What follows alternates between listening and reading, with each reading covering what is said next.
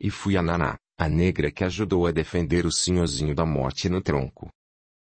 A vida da Naná foi sacrificada em troca da dele, disse Aida abraçando emocionada. E eu fui o Romero, apresentou-se Júlio. O negro José, morto nesta gruta, não deve nada ao Romero.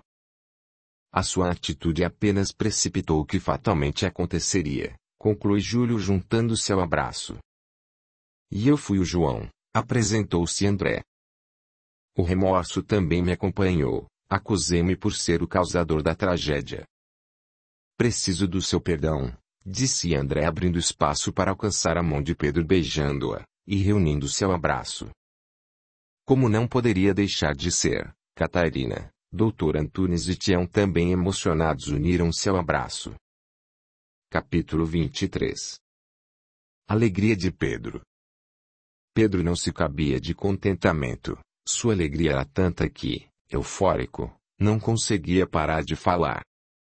Enquanto os amigos foram se recolher nas dependências da clínica, ele foi correndo contar as novidades para a esposa. Chegando em casa esbaforido, acordou-a bruscamente. Acorda, Narinha, chamou sacudindo-a.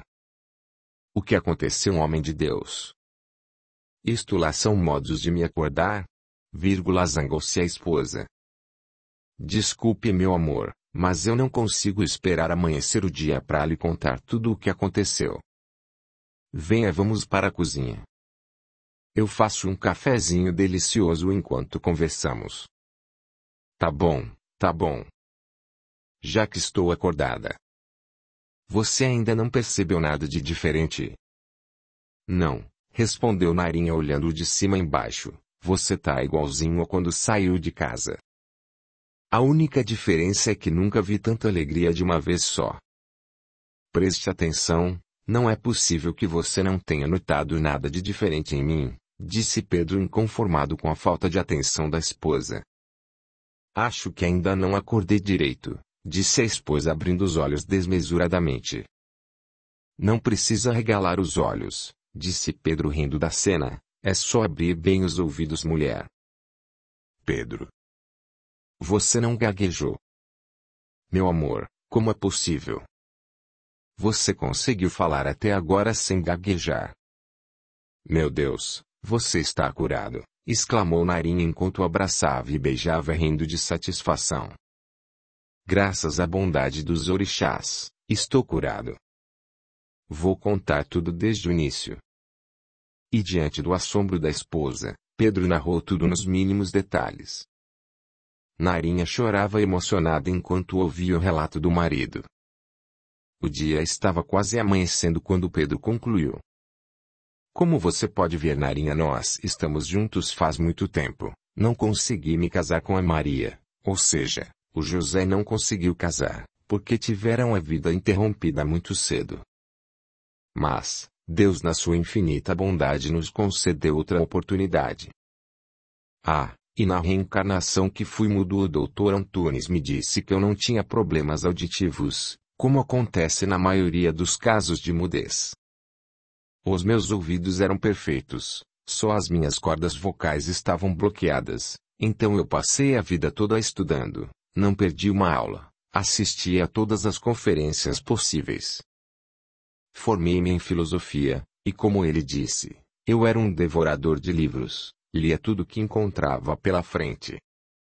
Como não conseguia falar, eu escrevia. Fui autor de vários livros. Inclusive tinha uma coluna num jornal muito importante da época. E acredite se quiser, avesso às normas da Igreja Católica, fui perseguido pela Santa Inquisição. Os padres diziam que eu nasci mudo por castigo de Deus, mas o diabo estava se manifestando através das minhas mãos, concluiu rindo gostosamente. Pedro, você tá falando difícil, admirou-se Narinha. Eu só tô repetindo as palavras do Dr. Antunes. Mas, ele falou que eu vou aprender tudo muito rápido por conta da encarnação que eu fui um homem letrado. Tá tudo gravado no meu subconsciente e assim sendo vai ser muito fácil eu aprender tudo de novo. É só começar a estudar. Então quer dizer que eu me casei com um filósofo? Nada disso, mulher. Isso foi há muito tempo, em outra vida. Eu acho que no fundo eu me pareço mesmo com o negro José. Não é à toa que eu sou um ótimo capoeira, e acima de tudo amo a todos os orixás. Se eu entendi bem a história toda, eu tenho para mim que você é a soma dos dois. É só você se interessar pelos livros que o filósofo acorda. Como você é esperta, Narinha. Foi exatamente o que o Dr. Antunes falou, palavra por palavra. Então, meu capoeira filósofo, venha cá, vamos para a cama aproveitar o restinho de noite, convidou Narinha com um sorriso maroto. Vamos, minha preta, mas antes quero gritar. Eu sou o homem mais feliz do mundo. Vejam, a minha mulher é linda, me ama, o nosso amor é eterno. Sou segurança da clínica do meu maior amigo, o Dr. Júlio. Capoeira é melhor do que o tá para nascer. De escravo a filósofo, passei de perseguido pelos coronéis a ser caçado pela famosa Santa Inquisição. E aqui estou eu, diz Mudo Esgago, um futuro professor da escola de Umbanda, onde já ocupo o cargo de Ogã. Uma coisa certa, sempre fui do contra, nunca estive do lado dos bem vistos pelos homens. Estou muito orgulhoso de mim mesmo. Eu me amo, amo minha esposa, amo a vida. A vida é bela. Mulher, a vida é misteriosamente bela, Pedro cantava e dançava abraçado a Narinha que o acompanhava emocionada. Capítulo 24. A reunião. Na manhã seguinte, após combinarem com Sofia o melhor horário para se reunirem no centro, Júlio e Aida acompanharam André até a residência dos amigos, onde seus pais o aguardavam com grande expectativa. Ao avistá-lo, apressaram-se os dois a abraçá-lo. Entre lágrimas, Débora agradecia imensamente a sorte de reencontrá-lo são e salvo. Sensibilizado com o sofrimento dos pais, André retribuía o afago a ambos. Papai, mamãe, me perdoe, não tive a intenção de fazê-los sofrer. Por favor, desculpe o meu desatino. Fiquem tranquilos, não cometi nenhum agravo contra ninguém. Graças aos amigos que reencontrei estou muito bem. Estou curado, na verdade nunca estive doente. Ah, meu filho querido, nós nunca o culpamos de nada. Conhecemos a sua índole, você jamais prejudicaria a quem quer que seja. Além do que seu pai e eu, nunca o consideramos doente. Até então não entendíamos o que acontecia com você, mas nós também fomos beneficiados com esta amizade tão providencial que veio nos socorrer da ignorância sobre outras realidades da vida. Venham, convidou-os Carminha, vamos continuar a conversa na cozinha, enquanto tomamos café com bolo de milho, tá uma delícia. Nos perdoe a indelicadeza, desculpou-se Débora dando-se conta de ainda não tê-los apresentado. Ficamos tão envolvidos na emoção do reencontro. Vocês são o Mário e a Carminha, disse André apressando-se a abraçá-los sem cerimônia, reencontrá-los é mais uma dádiva de Deus. Sem entender o porquê, tanto Mário quanto Carminha emocionaram-se com o abraço do rapaz. Estranho, tenho a impressão de conhecê-lo de algum lugar, disse Carminha com os olhos marejados, retribuindo o abraço carinhosamente. Eu também, disse Mário, não sou de me emocionar facilmente, no entanto, confesso, estou emocionado com a sua presença, rapaz. Seja muito bem-vindo à nossa casa. Agradeço-os pela recepção, e pelo apoio dispensado aos meus pais. Não há de quê. Contem sempre com a nossa amizade, respondeu Mário encaminhando a mesa. Estamos curiosos com a sua história, André. Se você não se importa, gostaríamos de ouvi-la. É uma longa e surpreendente história, da qual o Dr. Júlio e a doutora Aida são os principais protagonistas. Não diria os principais, ponderou Aida. Uma série de acontecimentos trouxe à tona uma história, na qual estamos todos diretamente envolvidos. Como assim todos? Você está nos incluindo? Perguntou Mário preocupado com o rumo da conversa. Não sou eu quem os está incluindo. Vocês realmente fazem parte da história, e quando digo vocês, é extensivo aos seus filhos.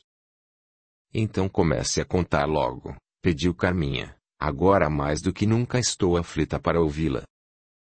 O momento requer a presença da família. É muito importante a participação de todos durante a nossa narrativa, asseverou Júlio. Como André acabou de dizer, a história é surpreendente. O Carlos e a Ângela já estão descendo. A Sueli deve estar no pomar, e por falar nela. Parada na soleira da porta, Sueli olhava perplexa para o jovem recém-chegado, dispensando as apresentações, dirigiu-se a ele. André. Você é o André, filho dos nossos hóspedes. Sem esperar por respostas, continuou. Eu o conheço, mas, pelo que os seus pais falaram, você nunca esteve aqui em nossa cidade. No entanto, tenho certeza, eu o conheço. De onde? Perguntou a jovem, esforçando-se para lembrar. Dos sonhos, respondeu André. É mesmo, exclamou Sueli sorrindo. Dos sonhos, você também sonhava comigo? Como se explica isso?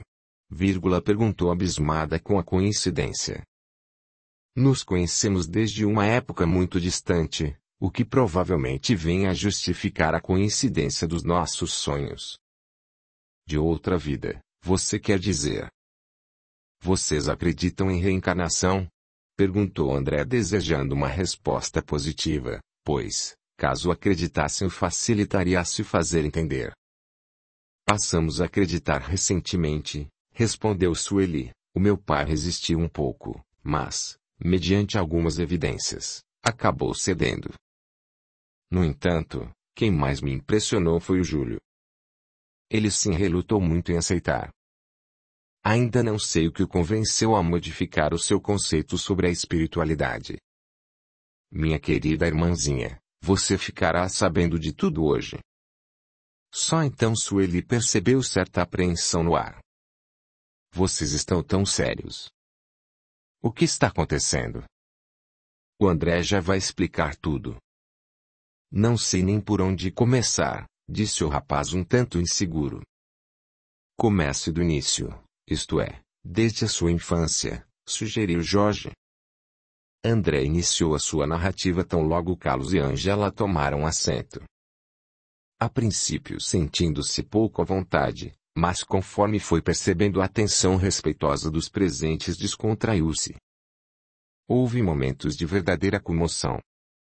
André, Júlio e Aida se alternavam de acordo com o desenrolar da narrativa. Meus queridos amigos, como vocês puderam constatar, a história da escravidão faz parte da nossa história, finalizou Júlio. É uma história tão antiga, comentou Carminha. Nem tanto assim, veja bem, faz pouco mais de 100 anos que os negros escravos foram libertos. 100 anos, pouco tempo, foi ontem, concluiu Aida. Ninguém duvidou da veracidade da história contada, pois, mesmo quem não se lembrava da vida anterior, podia sentir no fundo do coração a certeza de tê-la vivido. No final da tarde, como haviam combinado, se dirigiram para o centro de Sofia. Pedro e a esposa os aguardavam com expectativa, afinal, a reunião prometia revelações importantes a respeito da biografia espiritual de todos eles. A fisionomia contraída revelava o estado emocional de cada um. Embora também estivesse emocionada, Sofia procurou reanimá-los. Acomodando-os em cadeiras confortáveis dispostas em círculo, colocou uma música suave que tornou o ambiente propício ao relaxamento. Enquanto servia um delicioso chá, comentava amenidades. O bom humor de Sueli e André aos poucos foi voltando, influenciando os outros, logo a descontração contagiou a todos. Só então Sofia iniciou a reunião. O dia de hoje foi esperado pacientemente pelos nossos amados amigos da espiritualidade. Na realidade, ele foi mais do que esperado, pois foi desejado. E para se tornar possível foi trabalhado incansavelmente por muito tempo. A nossa história de vida está entrelaçada, embora tenhamos seguido jornadas distintas. Atingimos um ponto em comum. Acordamos. Graças a Deus acordamos para a vida. Descobrimos que a vida é muito mais do que supunhamos. Uma pequena ponta do véu foi levantada. O propósito do nosso encontro é elucidarmos todas as questões em aberto. Estejam à vontade para questionar, expor suas opiniões, enfim, expressar seus sentimentos e pensamentos. Mário foi o primeiro a pedir a palavra. Professora Sofia, se eu não estivesse presente quando aconteceu com a minha filha aquela situação toda, eu jamais acreditaria no que estamos vivenciando. Sempre fui avesso às crenças religiosas. Falo por mim, não sei em relação aos outros, o ocorrido mexeu comigo profundamente, ainda não consegui assimilar bem toda esta história. A minha cabeça está na maior confusão. É muita informação ao mesmo tempo para quem nunca se preocupou com as coisas do espírito. Não duvido de uma palavra sequer da história contada, nem estou fugindo de encarar os fatos. Só que a minha vida estava muito bem, obrigado. Agora vem esta avalanche sobre mim. Sinto-me sufocar. Antes não acreditava em vidas passadas, agora eu acredito. Mas, eu me pergunto que diferença faz conhecer uma vida passada, se o que me importa de verdade é a minha vida presente. Por que com a gente? Por que todo mundo não se lembra das suas vidas? Se as lembranças fazem bem, se acrescentam alguma coisa de bom na vida das pessoas, o certo seria que todos se lembrassem. Assim, o caminho da tão sonhada paz entre os povos estaria em franca evolução. Não consigo entender o motivo de um grupo seleto ter esta prerrogativa ou este encargo. Concluindo, reforço a pergunta: por que com a gente, se somos pessoas comuns iguais a todo mundo? A sua colocação, Mário, é muito importante. As suas dúvidas, os seus questionamentos são feitos constantemente.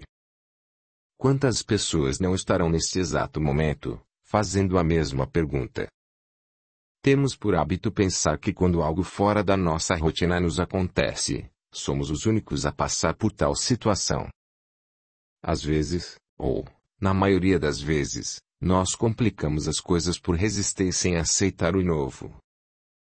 Sair da zona de conforto não é fácil. Como você mesmo disse, a sua vida estava confortável, tranquila, livre de complicações. A rotina estava sob controle, você não contava com as forças invisíveis atuando em sua vida, trabalhando seu espírito. A constatação da reencarnação, em nada prejudica o nosso presente, ao contrário, ela vem em nosso auxílio ampliando a nossa visão a partir de novas propostas, possibilidades e oportunidades de crescimento, de discernimento, nos proporcionando embasamento para o melhor entendimento da diversidade da vida. Reconhecer a preexistência do espírito nos torna ciente de que a vida não começa a partir do útero materno, e sim, muito antes, ou seja, que somos espíritos imortais, preexistentes ao corpo físico. Tal informação nos facilita o entendimento do quanto somos responsáveis por nós mesmos.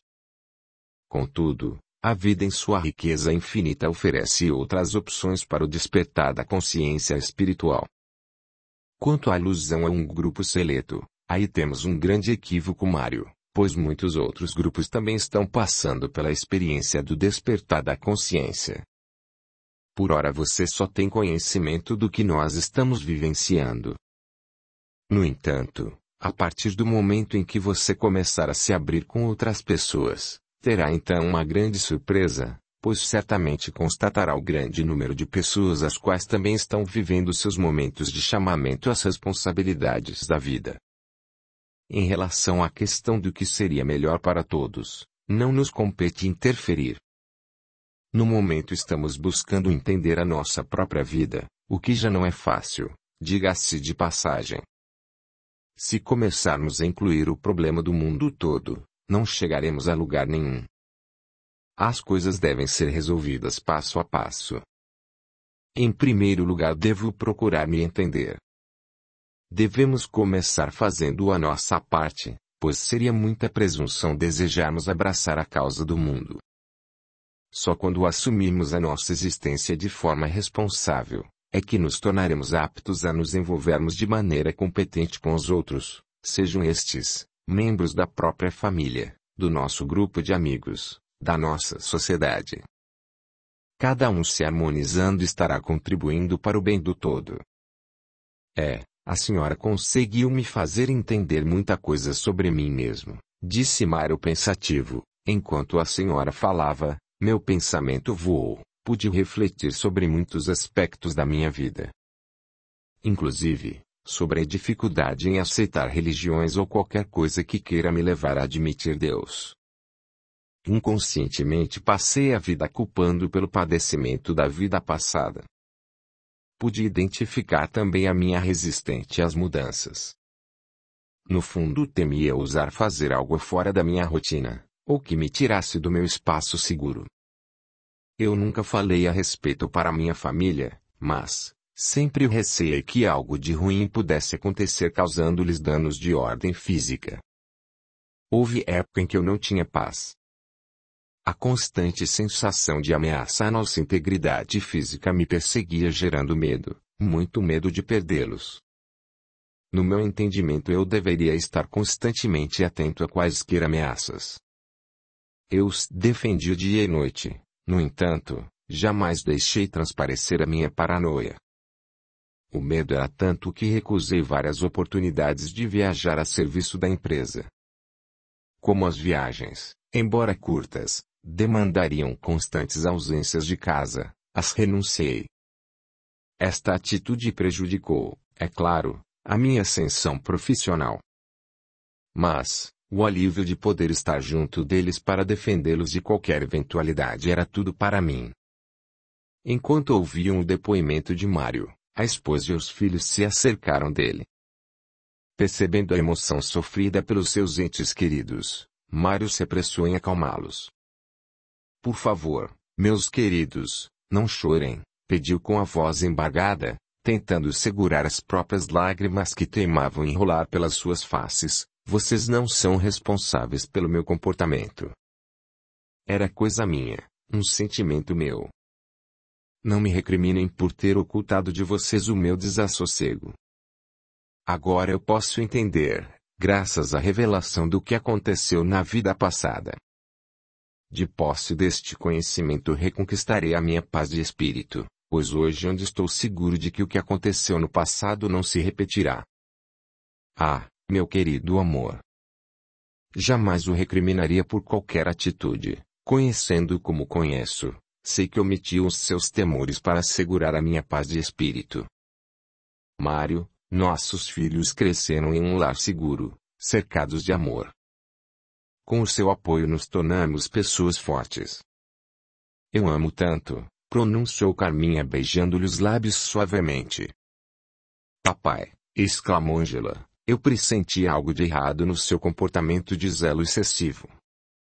Mas, o senhor não faz ideia do quanto me sinto protegida, pois sem saber como justificar eu também tinha a sensação de perigo nos rondando. Não fosse a sua constante vigilância, provavelmente eu não teria vencido os meus medos interiores. Obrigada, papai, pela segurança que o senhor nos transmitiu com dedicação e generosidade. Eu amo papai, eu amo muito, expressou-se Ângela beijando-lhe as faces cobertas pelas lágrimas. Audiolivro realizado pelo canal Surya Chand Audiobook. Eu por minha vez, disse Sueli, também só tenho a agradecer a sua bondade e dedicação, pois a vigilância constante nunca nos constrangeu. O senhor, meu pai, nunca deixou transparecer nas atitudes para conosco a sua apreensão, e soube respeitar o nosso espaço. Eu amo papai, o senhor é o melhor pai do mundo, sinto-me orgulhosa de ser sua filha, expressou-se Sueli beijando-lhe as mãos e o rosto. Papai, eu também quero declarar não só o meu amor, mas também o meu sentimento de gratidão por tê-lo como pai. Eu o admiro, tenho o senhor como meu parâmetro de vida. Mas, eu quero dizer mesmo, é que, da minha infância, Uma das mais doces recordações que trago comigo é a do seu abraço. Em seus braços sentia-me protegido de qualquer ameaça, inclusive daquelas geradas pela minha imaginação. Durante a minha adolescência, várias vezes ao sentir-me inseguro, dispensava qualquer palavra para me abrigar na força transmitida pelo seu abraço. O Senhor é o nosso refúgio, o nosso porto seguro. Eu amo papai, agora é a minha vez de acolhê-lo, disse Carlos entre sorrisos e lágrimas, envolvendo-o em seus braços. Pedro e Narinha, meus companheiros de cena, juntem-se neste abraço fraterno, convidou-os Mário, enquanto o restante do grupo forma um círculo envolvendo-os em energia de amor e gratidão. Uma vez recuperados os ânimos, Jorge pediu a palavra.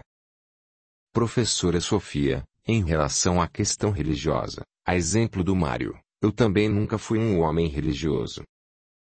Eu entendo que as pessoas sintam necessidade de acreditar em alguma coisa, por isso sempre respeitei todos os credos religiosos. Apesar de algumas vezes sentir-me atraído por assuntos espiritualistas, nunca optei por nenhum segmento. Sinto-me inseguro quanto ao melhor caminho. Mas, o que está no momento me causando certo constrangimento, é a minha total ignorância a respeito do Umbanda. Senhor Jorge, desde que o mundo é mundo o homem se voltou para o místico. Percebendo a atuação de forças invisíveis buscaram entrar em contato com ela. Cada cultura desenvolveu a sua leitura, o seu jeito de ver, de acreditar, de contatar essas forças. Não nos interessa se esta ou aquela é a melhor, pois a melhor linguagem é aquela que nos fala ao coração, que alcança a nossa alma. No nosso caso em específico, herdamos dos nossos ancestrais o culto às divindades naturais. Assim como o nosso país foi formado através da miscigenação, a nossa religião também o foi. Em nosso solo desenvolveu-se a Umbanda, religião esta, muito nova em relação às outras tantas, dado que o nosso próprio país é ainda muito jovem. A nossa amada Umbanda fundamenta-se no culto aos orixás, somado aos cultos indígenas e cristãos. Espero ter conseguido me fazer entender. E para explicar sobre os nossos planos de trabalho junto aos nossos entes queridos que se encontram em dificuldades no plano espiritual, passarei a palavra para a nossa querida mentora. Seu nome é Catarina. Hoje militante da Umbanda na falange dos Pretos Velhos, passou a ser conhecida como Vovó Catarina. Antes, porém, estou recebendo um recado que outro amigo se faz presente, e pede licença para a comunicação. É com você, André. Capítulo 25. Os Pretos Velhos. Lentamente o rapaz curvou-se. Embora se mantivesse levemente curvado, André parecia mais alto. A voz cadenciada, macia, soava mais grossa, contudo o carinho era notável. Finalmente eu consigo a vez. Quando a véia começa a falar ela não para mais. Por conta disso eu pedi para falar antes dela. Já não aguentava mais ficar só escutando a prosa sem poder dar o ar das minhas graças. Oi meus fios, não repare não, eu sou assim mesmo, vou chegando e falando. Pra quem não me conhece eu sou um nego conhecido como Tião. Tião. Júlio gritou expressando a sua alegria, meu amigo. Meu querido amigo. Eu estava angustiado querendo falar com você. Ah, meu amigo, quanto tempo. Quanta saudade. Preciso me desculpar com você. Outro dia, lá no meu consultório, eu não o reconheci, desculpe-me, mas, eu não me lembrava de nada ainda. Oh, meu amigo, quanta alegria poder lhe encontrar mais uma vez. Tchê. O menino tá falando mais que a nega véia. Deixa de bobagem, dê cá um abraço nesse nego. Não aguento mais de tanta saudade do meu senhorzinho. E não adianta me corrigir, eu vou continuar falando do meu jeito. O senhorzinho vai continuar sendo meu senhorzinho enquanto as vidas tiver. Tião abraçou Júlio fortemente, E no abraço apertado sentiram seus corações baterem ritmados. As lágrimas de Tião escorriam abundantes pelo rosto do médium. Você continua o mesmo Tião emotivo de sempre, comentou Júlio não contendo as próprias lágrimas. E o meu senhorzinho tá mudado. Agora tá igualzinho este nego chorão. É verdade, acho que nunca chorei tanto, respondeu Júlio sorrindo para o amigo a quem considerava o seu legítimo pai. Tião, eu só aceitarei uma nova reencarnação na condição de voltar como seu filho. Nunca mais quero correr o risco de ficar longe de você, e muito menos o de esquecê-lo. Tá certo, senhorzinho, ficamos combinado assim. Agora eu preciso ir cuidar de uns assuntos. Mas não fica triste não, nós vamos prosear muito. Agora o assunto é com a véia. Até mais ver, senhorzinho. Os dois se despediram calorosamente. Passados alguns segundos, a preta velha com seu português carregado do sotaque característico dos africanos apresentou-se aos presentes com a doçura de sempre. Meus filhos, desejo paz aos seus corações sobressaltados pelas últimas revelações. Que os nossos orixás abençoem a todos nós. Antes de começarmos a nossa prosa, gostaria que vocês viessem até mim para que eu possa abraçá-los um a um. Imediatamente todos se puseram de pé, e em fila se aproximaram da preta velha. Esta por sua vez os abençoava enquanto aplicava um passe reconfortante, reequilibrando seus campos energéticos. Meus filhos, depois das experiências vividas, estou certa de que vocês puderam entender a necessidade de socorro aos nossos irmãos. Nós contamos com a colaboração da mediunidade dos filhos que a trouxeram ativada com essa finalidade. Vovó, e quem não é médium de incorporação, como poderá ajudar? Perguntou Carminha, interessada em participar ativamente dos trabalhos. Não se preocupe, minha filha. Temos trabalho para todos. Na realidade, vocês têm muito a oferecer à nossa causa. Precisamos aumentar o número de doutrinadores e colaboradores. Como assim, doutrinadores? Quando os espíritos sofredores incorporam nos médiuns, necessitamos de pessoas que tenham o dom da palavra. Que sejam solidárias e sensíveis para entender seus conflitos, e que tenham a luz da caridade para iluminar seus caminhos. Essas pessoas precisam estar bem dispostas para doar fluidos de alegria, de amor, de compreensão. Também necessitamos de quem esteja disposto a sacrificar algumas horas do dia em orações. O nosso trabalho estará oferecendo apoio não só aos negros desencarnados, visto que muitos reencarnaram e trazem no seu campo psíquico desequilíbrio, ora pela maldade sofrida, ora pela maldade praticada. Uns estão encarnados em corpos saudáveis, contudo mentalmente confusos. Outros trazem em seus corpos físicos a marca do padecimento sofrido ou imposto a outrem. De acordo com o caso, uns nasceram negros, outros nasceram brancos. E assim sucessivamente. A clínica do Dr. Júlio está construída exatamente nas terras de uma antiga fazenda escravagista que por sua vez fazia divisa com outras. Bem a propósito, nos favoreceu a parceria entre a psiquiatria e a Umbanda, pois estas estarão trabalhando simultaneamente para a cura das pobres almas que ali padeceram. E assim sendo, de minha parte estarei cumprindo com o plano traçado no passado, que só se tornou viável hoje. Vovó Catarina, a senhora poderia nos falar um pouco sobre a falange dos pretos velhos? Pediu Ângela. Claro, minha filha, esta nega véia fica muito feliz pela oportunidade de conversar com vocês. A falange dos pretos velhos surgiu para atender aos espíritos dos negros escravos que desencarnaram no cativeiro. Desencarnaram cheios de ódio contra seus algozes. Só quem padeceu de todas as atrocidades impostas pelo regime escravocrata tem alcance da revolta desses espíritos na vida do além-túmulo.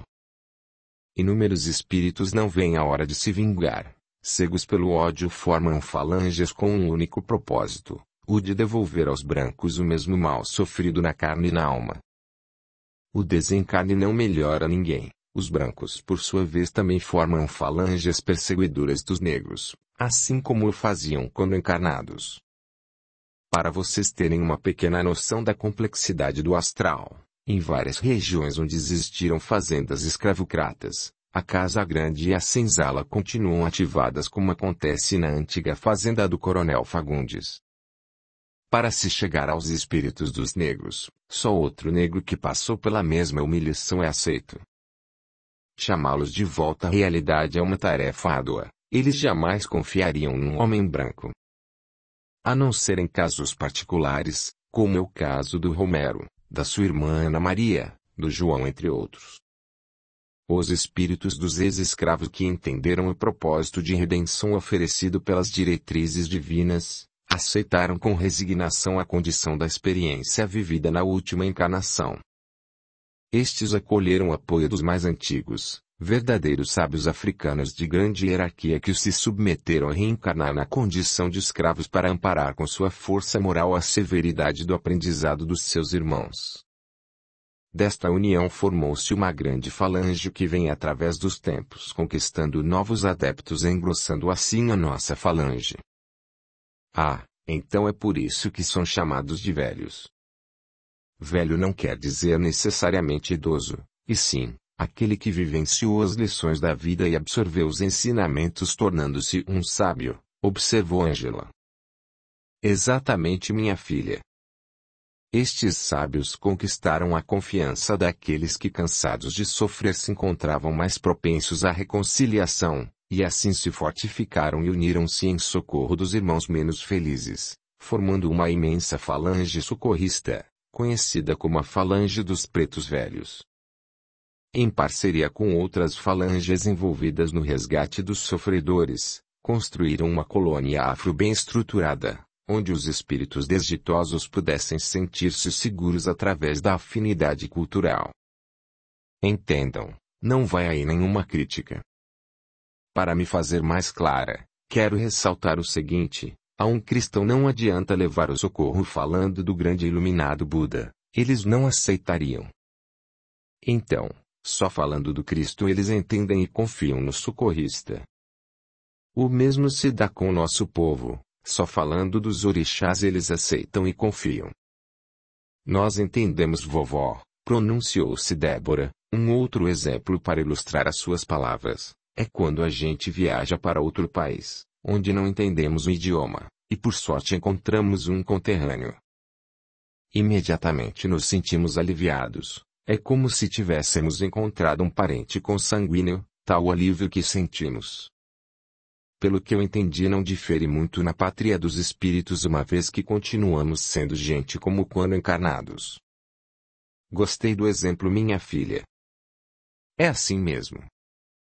E esses espíritos uma vez socorridos logo se libertam do sentimento de ódio, e desistem da intenção de vingança. Questionou Narinha. Não, minha filha. O socorro num primeiro momento apenas os alivia nas suas primeiras necessidades, tais como a fome, o sede, o frio, a dor causada pelos ferimentos. Só depois de atendermos estas emergências, entramos na segunda etapa, a questão da conscientização, onde nos deparamos com o verdadeiro trabalho de espiritualização.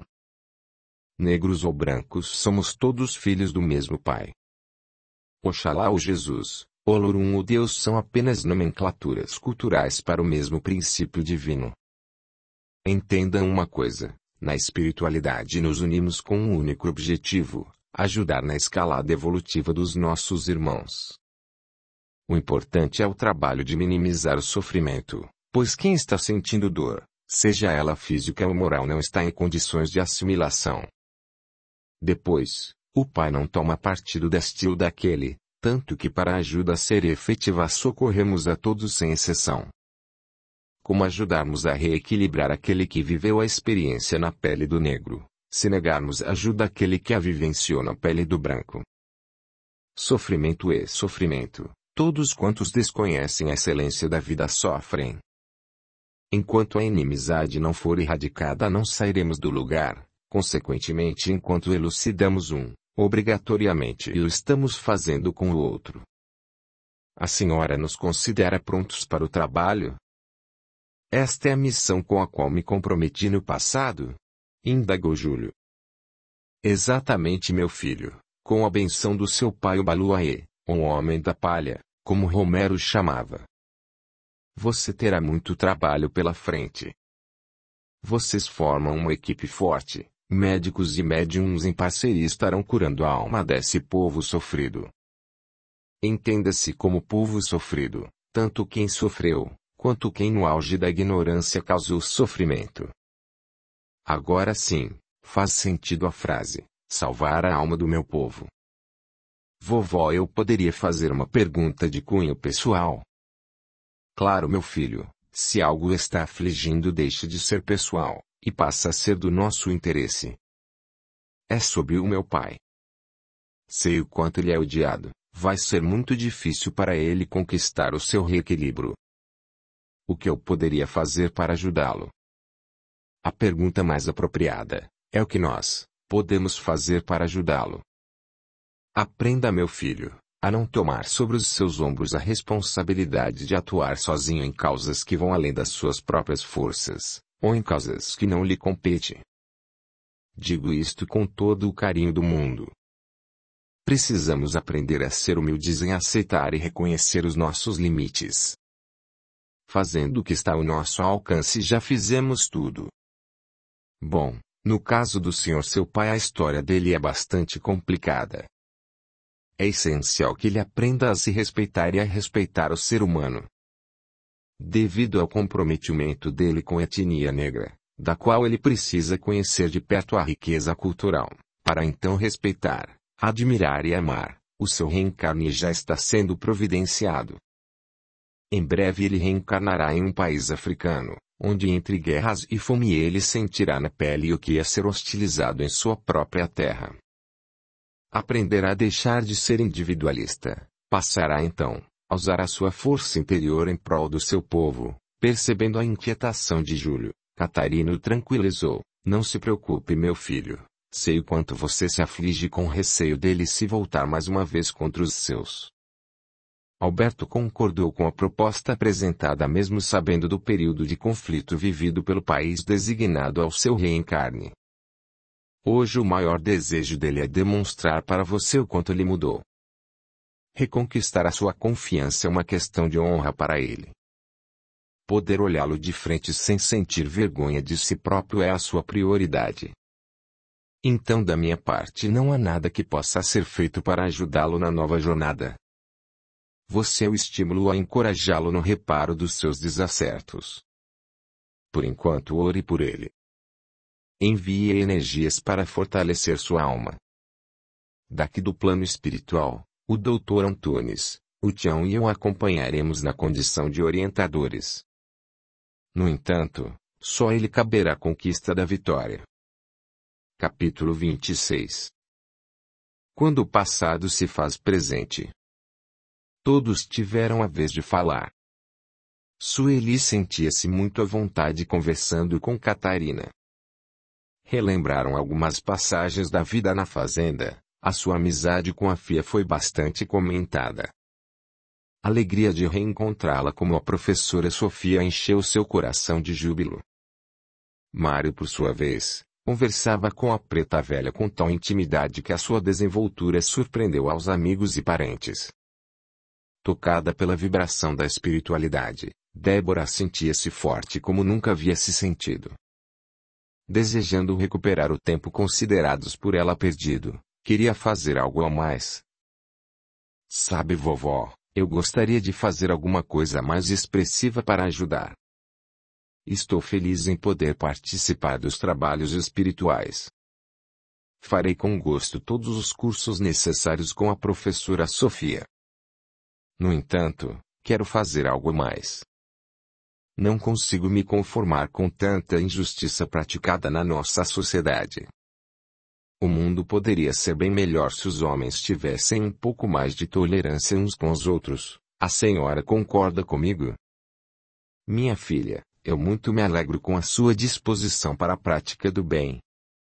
Contudo, até para praticar o bem devemos nos disciplinar, caso contrário, corremos o risco de nos deixarmos enfraquecer por emoções improdutivas. A senhora tem razão, é que estou tão feliz, tão cheia de esperanças, até sinto certa culpa por saber que existe tanta gente infeliz neste mundo. Às vezes penso que a humanidade está tão perdida, caminha tão devagar. O que fazer para contribuir com a evolução, com a felicidade do povo? Quais são os desígnios de Deus? Dr. Antunes, pedindo licença a Catarina, foi quem deu a resposta através da mediunidade de Pedro. Para encontrar respostas satisfatórias precisamos antes de tudo nos limitar ao nosso universo. Considerando as palavras dos mestres, o caminho da evolução de um povo depende da evolução individual de cada um, ou seja, o micro está contido no macro. Através de passadas curtas avançamos quilômetros, rompendo a distância que nos separa dos nossos objetivos. Para tanto, só precisamos dar os primeiros passos. O destino da humanidade compete a quem a criou. Nós somos responsáveis apenas pelo nosso universo. Pecamos ao nos darmos encargos maiores do que a nossa competência. Antes de questionarmos quais são os desígnios de Deus para com a humanidade, devemos procurar entender quais são os planos traçados para a nossa própria existência. Uma coisa é certa, Deus precisa de cada um de nós como seu receptáculo para que ele possa trabalhar, ou fazer cumprir o destino do homem na terra. Às vezes questionamos, e não partimos para a ação, desculpando a nossa inércia por acharmos imensurável o que se deve ser feito, então desistimos por concluir ser impossível a realização de tarefas gigantescas, esquecendo, todavia, que não realizamos nada sozinhos. Quando nos atentarmos que só podemos tocar onde os nossos braços alcançam, teremos a consciência que dali para frente outros braços alcançarão. E que através das pequenas realizações totalizaremos os nossos feitos no final da jornada. Seja feliz sem culpa, pois, só podemos doar aquilo que já conquistamos para nós mesmos. Como oferecer alegria, se vivermos tristes? Como perdoar, se vivermos nos culpando? Como oferecer progresso, se vivermos confinados num mundo de ignorância? Como colaborar impedindo que outro participe? Como saciar a fome se estivermos famintos? Como ser humildes, se julgarmos? Meus queridos, ao assumir tarefas, pensem bem na sua disposição de executar. Antes de oferecer, verifiquem a disponibilidade da despensa. Evitem pedir caso não estejam preparados para receber. Não prometam o que não têm nem para si, quanto menos a oferecer. Ouçam a voz do coração, contudo jamais ignorem a voz da razão.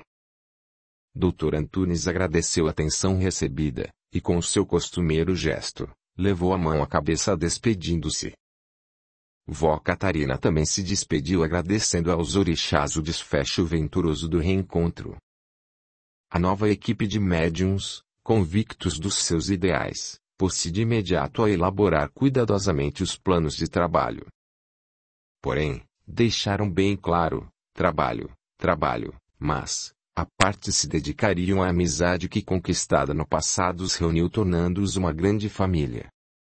Os pais de André, totalmente conquistados pela harmonia do grupo, decidiram comprar um apartamento na cidade, embora não pudessem se mudar definitivamente por causa do serviço de Jorge. André exultou com a decisão dos pais, pois assim poderiam participar dos trabalhos espirituais, e dos eventos sociais que os envolvessem. No final de um mês o grupo estava bem entrosado em relação às práticas religiosas.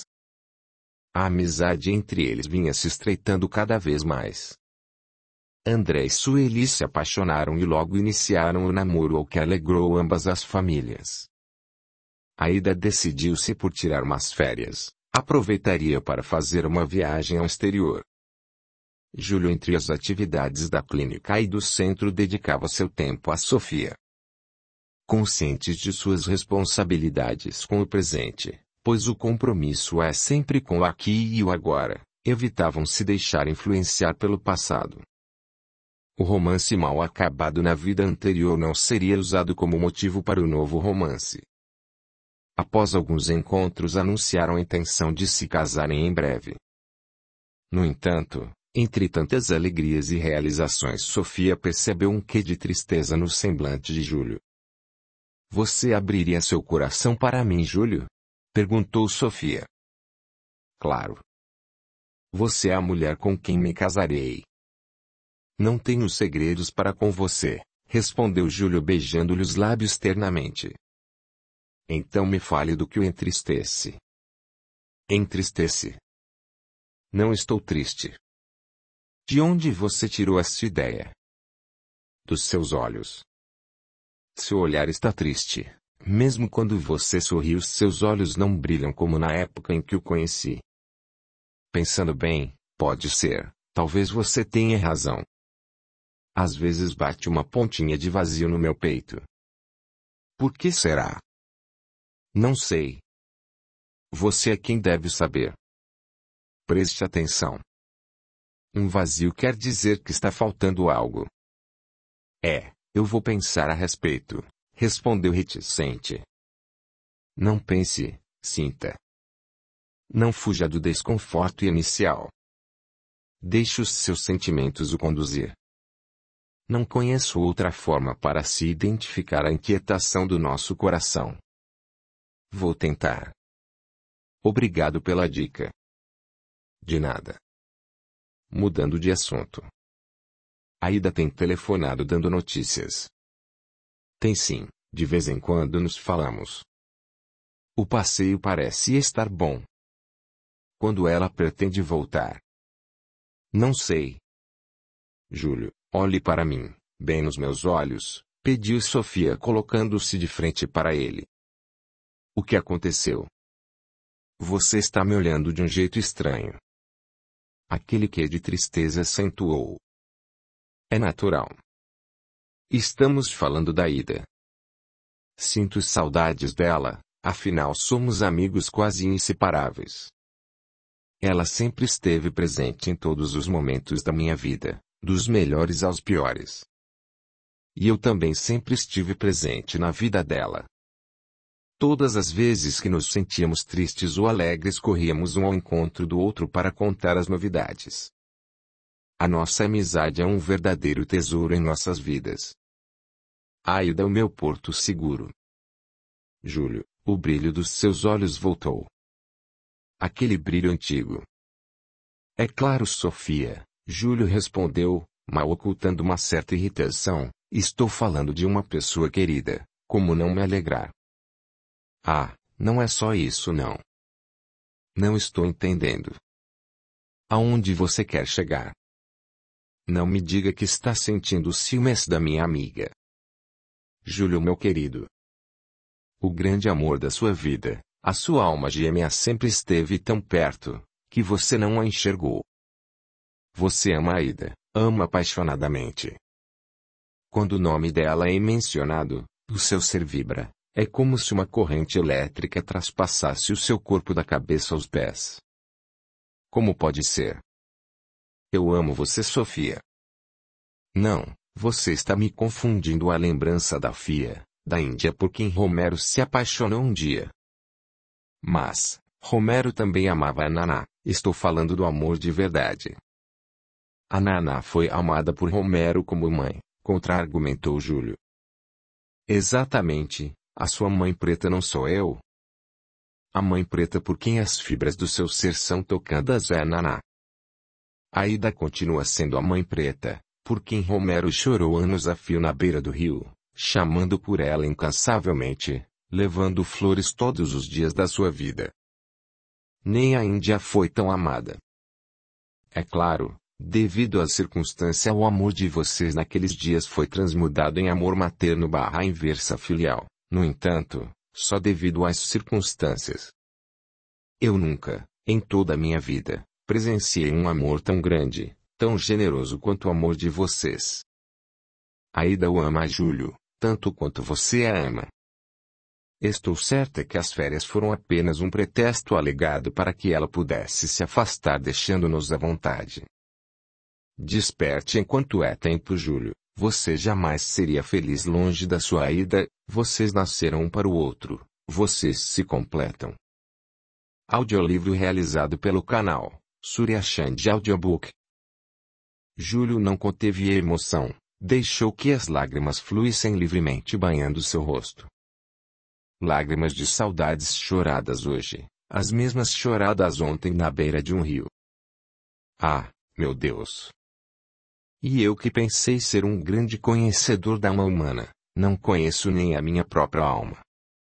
Perdoe-me, Sofia, se a estou magoando, não tive a intenção. Magoada eu ficaria se não tivesse percebido a tempo a confusão que estávamos fazendo com os nossos sentimentos. Agradecido, Júlio abraçou-se a Sofia.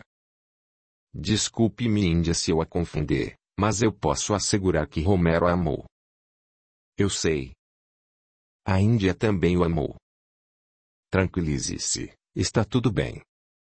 Não sei não. Como me declarar para a Aida?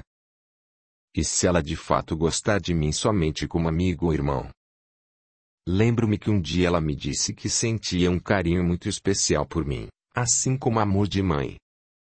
Era apenas resquício dos sentimentos da Naná.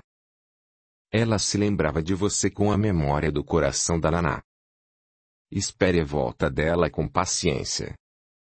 Pessoalmente vocês terão muito tempo para conversar, o importante é o olho no olho. Os olhos são o espelho da alma. Uma semana depois, Júlio telefonou para Sofia comunicando a chegada de Aida para o dia seguinte. Você está convocada a nos acompanhar ao aeroporto. A família do Mário vai recepcioná-la. A Sueli é a mais ansiosa, e está contando os minutos para o reencontro. O André e os pais também confirmaram presença. O Pedro e a Narinha querem contar a novidade sobre o bebê. É claro que vou. Uma reunião com a grande família não perco por nada no mundo. Uma vez no aeroporto, Júlio consultava o relógio a todo instante. Deste jeito você vai gastar o relógio, brincou Carlos. Será que o voo está atrasado? Não, fomos nós que chegamos cedo demais.